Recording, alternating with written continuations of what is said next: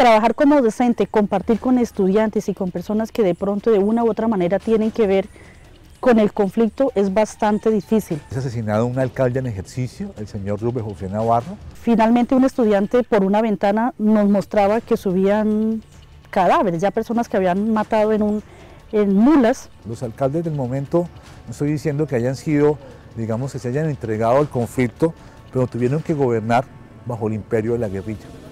Nuestra institución es un escenario único donde en una sola aula están los hijos de todos los actores del conflicto.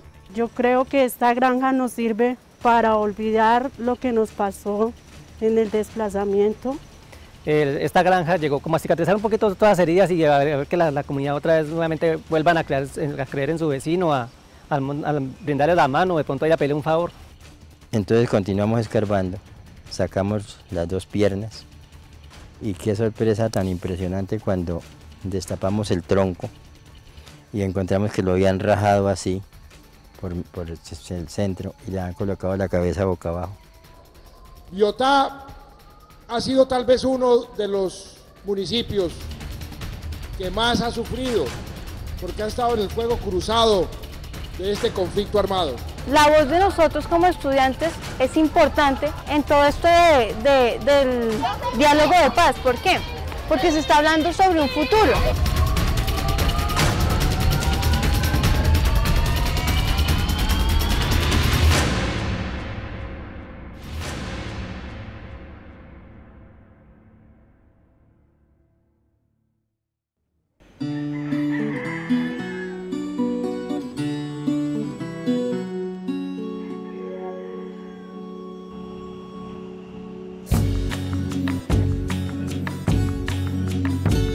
Aquí se generó entre 1890 y 1920 el 30% de todo el café que producía Colombia. Y el café nuestro se sacaba en recuas de mulas hasta el puerto de Portillo, aquí en el río Bogotá, en Tocaima, y de ahí el tren que se fundó en 1885, solo para sacar el café de Biotá, lo llevaba al puerto de Girardot, y en barcos a vapor ese café llegaba a Barranquilla. Y hacendados de aquí fletaban barcos para llevar a Nueva York el café de Biotá y a veces a Europa. Nicolás Sáenz Pinzón, el fundador de la hacienda Liberia en Biotá, él funda el Banco de los Exportadores en 1899 y él en 1898 escribe el primer manual del cafetero colombiano. O sea, aquí hubo todo un desarrollo, todo un emporio, haciendas con su propia trilladora, con sus clasificadoras de grano.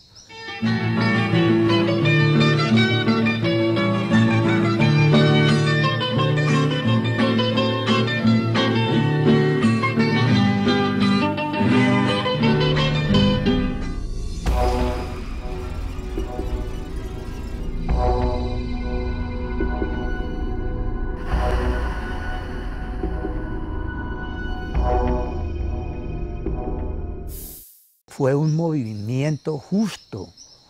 Solamente el campesino quería tener acceso a su propia tierra. El Partido Comunista encuentra en Biotá una circunstancia muy especial. Encuentra un conglomerado de gente supremamente unida. Yo estaba muy jovencito. Mi papá, mis tíos, esa generación nos enseñaron a nosotros a que había que trabajar en comunidad. Es importantísima esta pregunta porque Biotá es la cuna de las luchas agrarias.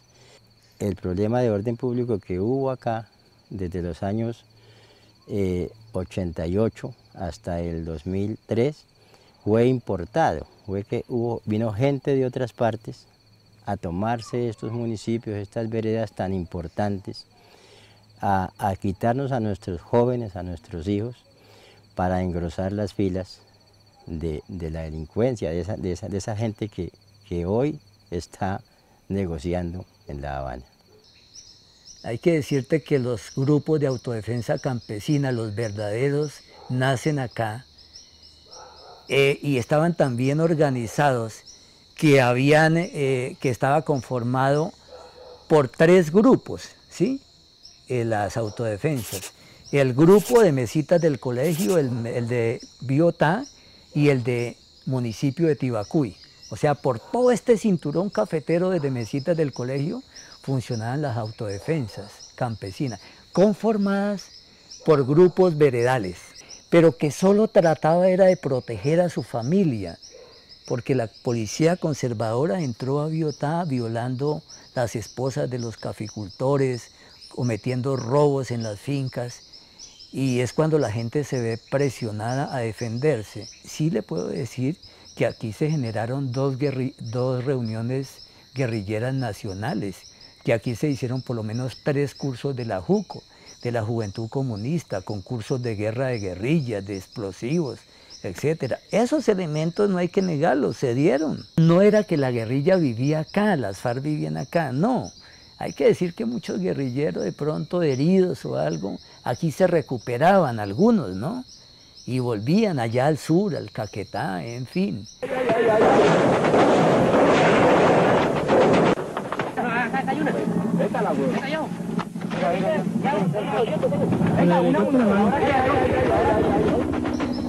Solamente tuvimos una guerrilla, esa guerrilla última que hubo en el 2000, 1999, 2001, 2002, solamente ahí hubo un frente, ese que se llamó el Frente 42, estuvo por acá en ese tiempo, pero antes la guerrilla no estaba aquí con base en esto, no. Para la época del 2000 me desempeñaba como gerente de Corabastos, subgerente de Corabastos, excúsenme, también hacía como subgerente de terminal de Bogotá y me dediqué de actividad profesional, pero también tuve la oportunidad en el año 2001 de ser concejal del municipio. Siempre he estado vinculado con el municipio, yo nací en Biotá. Primero hay un tema muy delicado y es que en Biotá hubo la intervención de 2 frentes de las FARC. Inicialmente llegó aquí el Frente 22, después llegó el Frente 42. Se genera un proceso de sometimiento al municipio. El municipio empieza a tener una serie de actividades que restringen la libertad de los ciudadanos. Hay unas restricciones en materia de movilidad, la gente no se podía mover de X horas a X horas, la gente no podía desplazarse fuera del municipio, aquí no podían llegar empresas como Bavaria, como Coca-Cola, como las demás, y existía una situación de caos en la medida en que no había libertad de los ciudadanos para ejercer sus derechos, y además de eso, pues yo pienso que lo que más se perdió, además del rezago en lo social, fue la gobernabilidad. En algunos casos también se preveía la situación relacionada con la presunta intervención de los momentos en la designación de los alcaldes. En el año 2001, por ejemplo, se da una instrucción de que todos los concejales del país y todos los concejales y los alcaldes tenían que renunciar a sus cargos en la medida en que si no lo hacían se convertían en objetivo militar de las FARC. Yo lo viví como candidato al consejo en un momento de que para poder acceder a un aval, en ese momento no era el aval del Partido Liberal ni era el aval de los partidos de la época, sino que tocaba tener el aval del movimiento armado, cosa que por supuesto nunca hice. Tan es así que la alcaldesa de la época tenía que despachar, el gobernador era Álvaro Cruz en ese momento, tenía que despachar desde Bogotá porque corría peligro su vida, y a los concejales nos tocaba despachar desde la Plaza de Mercado porque el Palacio Municipal aquí presente fue cerrado. En la época de la violencia hay muchas situaciones delicadas en Biotá, son asesinados 12 alcaldes, ¿sí? Es asesinado un alcalde en ejercicio, el señor Rubén José Navarro, que fue alcalde del año 98 al 2000.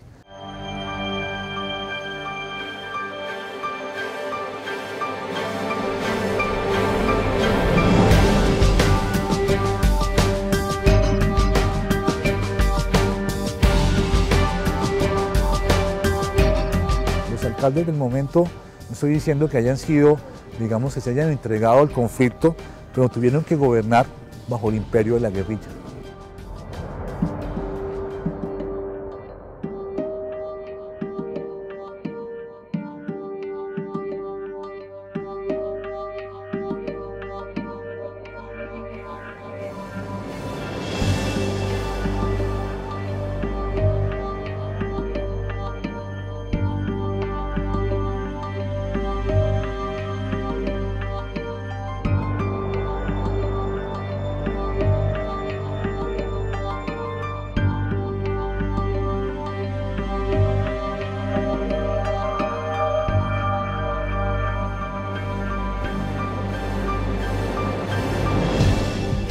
audiencia contra uno de los guerrilleros más temidos de las FARC y contra quien cursan al menos 53 investigaciones por secuestro empezó con la presentación personal de cada uno. Mi nombre es Bernardo Mosquera Machado. La captura de alias El Negro fue legalizada y con la intervención de la Fiscalía se les imputaron cargos por homicidio agravado, tentativa de homicidio y rebelión. Bernardo Mosquera Machado es un revolucionario. Por el momento no acepto ningún cargo. El Negro Antonio fue una persona que se denominaba el comandante del Frente 42 de las FARC. En lo que yo pues recuerdo de la época, era la persona que todo el mundo tenía referente como el jefe de las finanzas de ese grupo al margen de la ley. Todo apuntaba a que el señor operaba en lo que hoy se conoce como Bajo Palmar, Alto Palmar, sector de las Piedras. Aquí en Vietnam nunca hubo gente que se preparara para la guerra. Eran gente campesina, honesta, trabajadora. Aquí llegaron las FARC y nos sometieron a todos. Pero con el tema de las AUC fue peor, porque narran los campesinos de la región que ahí había otro tipo de ajusticiamientos. Uno era someterlos a desmembración de sus miembros inferiores, superiores, con motosierras y vivos, ¿sí? Entonces eso tiene que ser algo muy, no sé, absolutamente deplorable, muy violento. Entonces eso se da en una forma, la otra forma eran desaparecidos. Acá donde vemos esta matica de café, acá en esto así, acá está el sitio, aquí hicieron el hueco, así, y ahí enterraron a Wilson. Y a 25-30 centímetros de profundidad encontramos el primer brazo.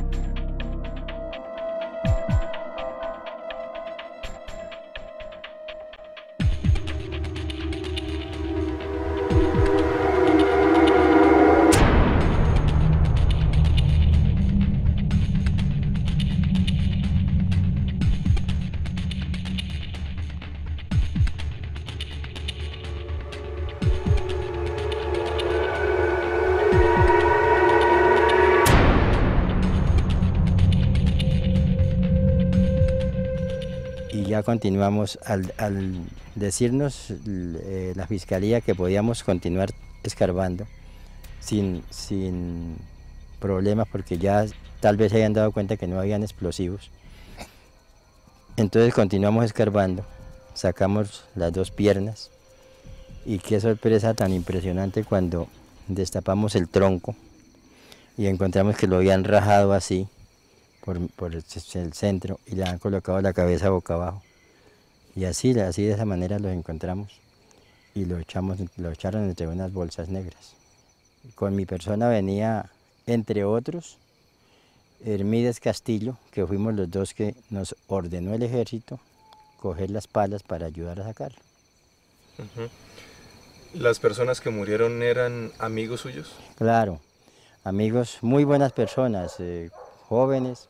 Wilson era comerciante, el otro muchacho era agricultor, trabajador, trabajaba con café. Y entonces eso lo hacía uno motivarse para ayudar a buscar las personas que se pierden. Y los mataron porque los acusaban de ser auxiliadores de la guerrilla o milicianos. ¿Perdón? Sí, claro, yo soy víctima. ¿Qué le sucedió? Bueno, a mí antes del desplazamiento masivo del 2003, a mí me tocó irme en el 96, en febrero del 96, irme del municipio, porque yo tenía mis 2 hijas mayores que me las querían quitar para llevarlas para otro lado. Entonces yo dije, dejo mis cosas tiradas, materiales, pero salvo mi familia, y me fui. Tengo una finquita pequeña donde pues, subsisto con mi familia. ¿Con el café? Con el café y el plátano y el aguacate. Entonces eso es importante, por eso nosotros clamamos la paz, porque habiendo paz podemos continuar trabajando.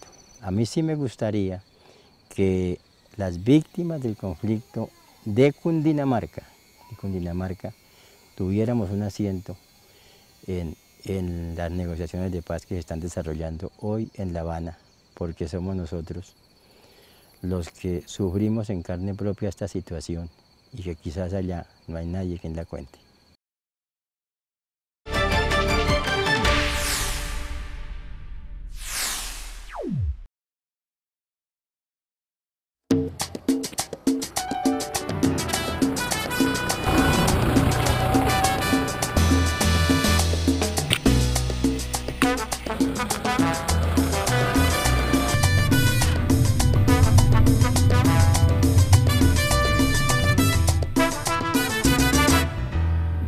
Tira bala, que el río tira bala, el indio tira bala, mi gente tira bala. Paraco tira bala, que el río tira bala, el indio tira bala, mi gente tira bala.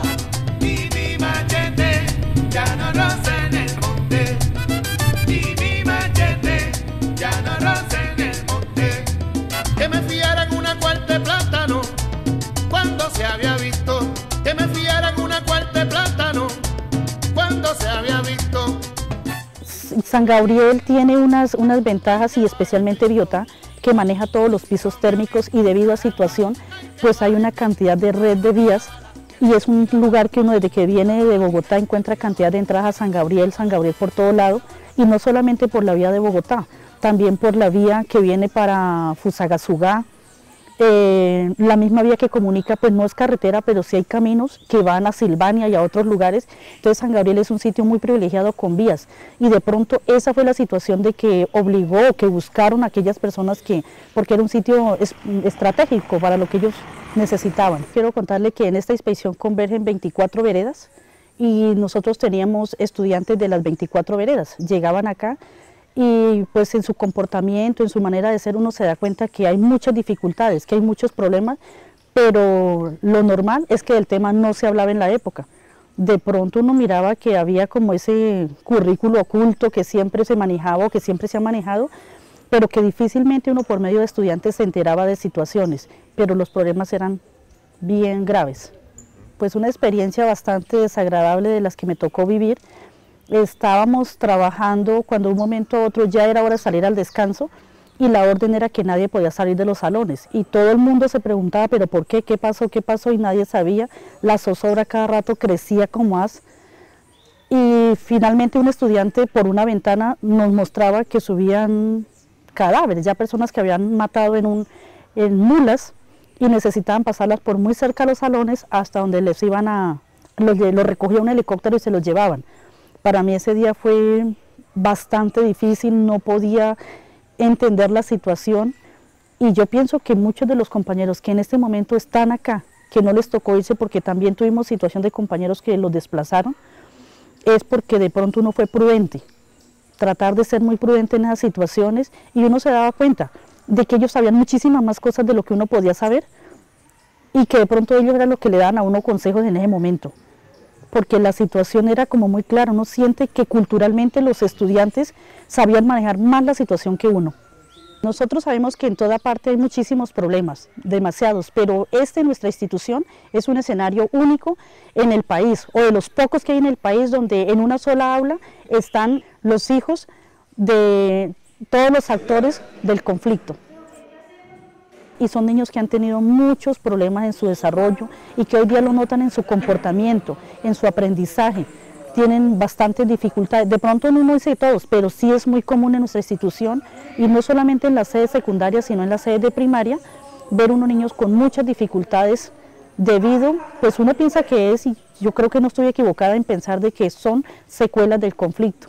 De esos temas nunca se tocan en nuestros espacios, ni nunca se les juzga porque los niños ellos no tienen nada que ver con lo que sus papás o sus equivocaciones o sus aciertos, nunca se habla de ese tipo de cosas y sería como sembrar en ellos vergüenza pública muy seguramente. Ellos no son culpables de esas situaciones, entonces eso nunca se toca acá, porque culturalmente se acostumbraron a la ley del silencio. Nadie habla, si sufra lo que se sufra, lo que se viva. Pues en muchos casos sí hay muchos niños que les toca vivir con familiares y los papás no se encuentran y las mamás trabajan en Bogotá y ellos viven con sus familiares, con los abuelos, con tíos, con otras personas. Ese también puede ser otro factor que tampoco nos colabora mucho en el aprendizaje y en el compromiso de los niños. Porque es que ellos no viven con sus padres. Porque no viven con sus padres por muchas situaciones, ¿no? Porque de pronto algunos ya no viven y las mamás les toca trabajar, hacer de papá y mamá, pero trabajar en Bogotá y mandar lo necesario a los abuelos.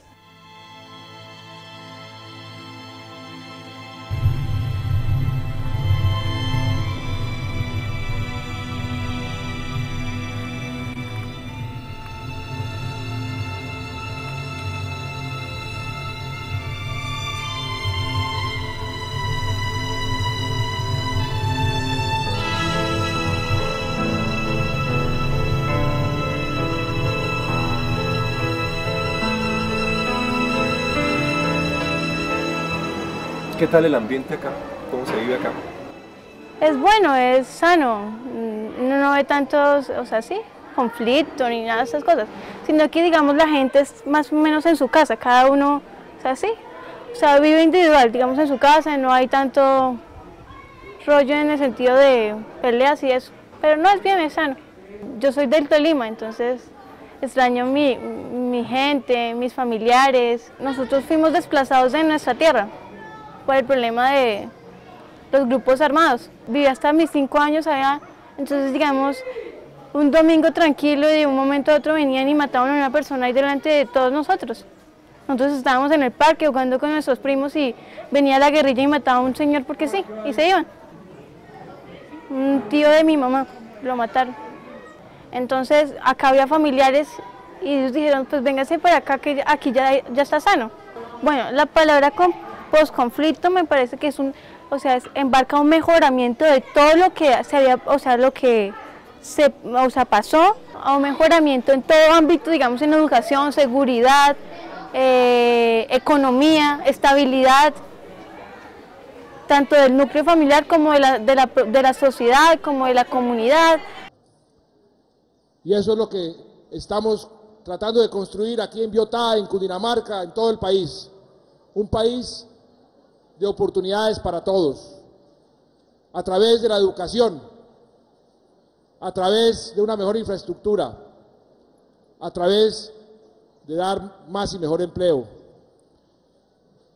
Y hemos venido avanzando y seguiremos avanzando. La voz de nosotros como estudiantes es importante en todo esto del diálogo de paz. ¿Por qué? Porque se está hablando sobre un futuro.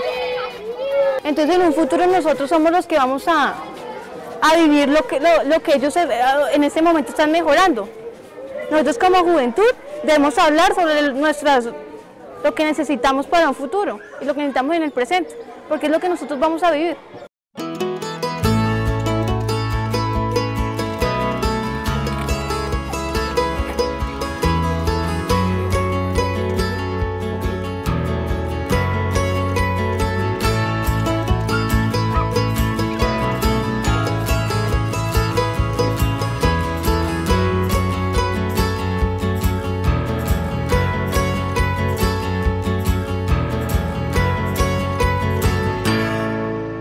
Esa sola firma no garantiza nada. Se requiere llevar un proceso mucho más amplio y es el tema de poder lograr, en el caso de Biotá, poder generar esos espacios de reconciliación. Además del tema de lo que es el ejercicio de la reconciliación, hay que manejar espacios productivos. Estamos trabajando con granjas productivas, con proyectos de emprendimiento como son cerdos, como son cunicultura, para darles un plante a la gente víctima del conflicto, que no todo sea esperar la ayuda del gobierno, sino ese plantecito les permite arrancar procesos productivos. Hace 6 meses tenemos un grupo de mujeres cafeteras, salió por el grupo de mujeres cafeteras, nos llegó el proyecto hace 6 meses y desde ese tiempo hemos venido trabajando acá. Aquí de pronto a la gente le llegaban con una gallinita, pero es que eso no soluciona nada. Y mientras que esto es un proyecto que sea un proyecto, como se puede decir, macro, porque está beneficiando a varias familias al tiempo. No solo a una persona, sino a varias familias al tiempo. Por decir algo, que están ahorita aquí hay actualmente 14 familias involucradas en la granja, multiplicadas nomás por 4 personas que hay en cada núcleo familiar. Ya es un grupo de personas, bueno, que están siendo beneficiadas por este proyecto. Entonces sí, en parte sí es el primer proyecto en 10 años que de verdad viene a solucionar problemas a las personas que fueron víctimas del conflicto armado. Yo creo que esta granja nos sirve para olvidar lo que nos pasó en el desplazamiento. El 29 de marzo del 2003 me tocó también con mi familia irme para el casco urbano. Dieron la orden que nos daban 1 hora para desocupar porque necesitaban el campo libre porque iba a haber un enfrentamiento entre guerrilla y AUCES. Sí, esto es una oportunidad para que nosotros podamos vivir como en armonía, en paz y vivir felices, yo creo. Aquí hay gallinas ponedoras, hay pollos de engorde, conejos, cabros, cerdos, peces. Hay un invernadero que ya ahorita está plantado un cultivo de tomate. Aquí tenemos casi 7.000 víctimas, que es más de la mitad de la población. Y esas víctimas son víctimas que no se gradúan.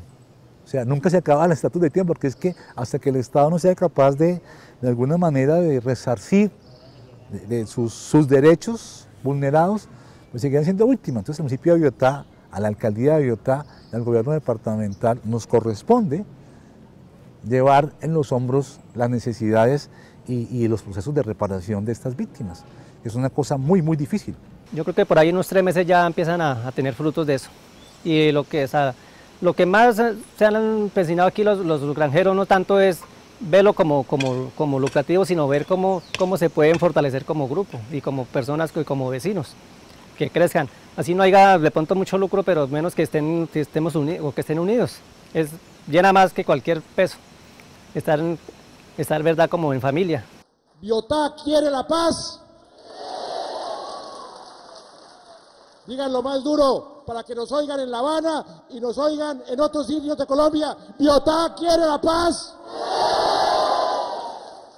Eso es lo que queremos la inmensa mayoría de los colombianos.